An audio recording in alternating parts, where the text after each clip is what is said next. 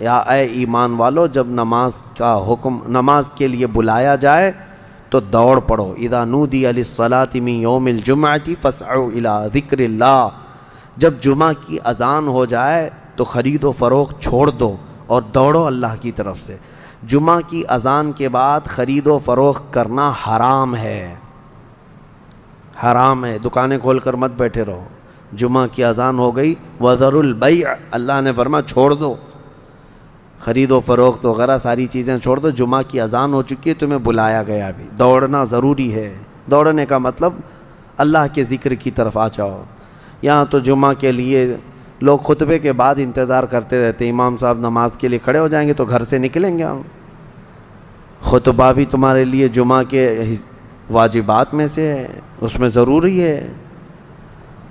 بہرحال اللہ کریم نے اس میں سورہ جمعہ میں جمعہ کی نماز کے لیے فوراً اپنے ہاں سے نکلنے کا حکم فرمایا. صحابہ کا حال بھی یہی تھا. اور اس کے بعد اللہ فرماتا ہے جب نماز مکمل ہو جائے تو پھیل جاؤ زمین پر اور اللہ کا رزق تلاش کرو. بے شک اللہ تبارک و تعالیٰ بہترین رزق دینے والا ہے. منافقوں کے لیے بھی ایک پوری سورہ آئی ہے، سورۃ المنافقون.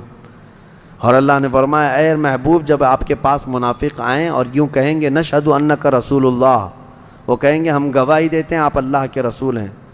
واللہ یشہد ان المنافقین لکاذبون، محبوب اللہ گواہی دیتا ہے کہ یہ منافق جھوٹ بولتے ہیں. وہ آپ کے سامنے آ کر کہتے ہیں کہ آپ اللہ کے رسول ہیں، لیکن اللہ گواہی دیتا ہے کہ یہ جھوٹ بولتے ہیں.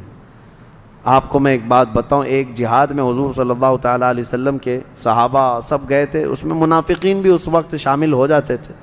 عبداللہ بن ابی جو منافقوں کا سردار ہے، جو جنگ احد میں 300 لوگوں کو لے کر الگ ہو گیا تھا، ایک غزوے سے واپس آ رہے تھے تو ایک کنویں پر صحابہ میں آپس میں تکرار ہو گئی. یعنی مہاجر صحابی تھے ایک اور ایک مدینے کے تھے. تو مدینے والے اور مکہ والے ان دونوں میں پانی کو نکالنے میں کوئی تکرار ہو گئی. تو وہ جو عبداللہ بن ابی تھا اس نے دیکھا اور کہا ان کی بہت ہو گئی ہے. مدینے میں آ کر کے اب یہ مدینے والوں پر قبضہ کر لیے اور اب تو اتنی ہمت ہو گئی کہ مدینے والوں کے ساتھ لڑائیاں بھی کرنے لگ گئے. تو عبداللہ بن ابی نے بھڑکایا، انصار کو جا کر کے بھڑکا رہا تھا کہ یہ مکہ سے ہجرت کر کے آئے اور دیکھو اب تمہارے لوگوں کو مارنے لگ گئے ہیں، یہ جھگڑنے لگ گئے ہیں. اور اس کے بعد اس نے باتوں میں یہ کہا کہ اب ہم مدینے جائیں گے تو ہم عزت والے لوگ وہاں جتنے ذلیل ہیں سب کو ہم نکالیں گے. اس نے کس کو کہا؟ حضور صلی اللہ علیہ وسلم کو اور ان کے صحابہ جو ہجرت کر کے آئے ان کو کہا جتنے ذلیل لوگ ہیں ہم ان کو نکالیں گے. یہ اس خبیث نے کہا تھا عبداللہ بن ابی نے. یہ باتیں چلنے لگیں اور عبداللہ بن ابی نے یہ کہا تو کچھ لوگوں نے سنا تھا، حضور تک یہ بات آئی نہیں تھی.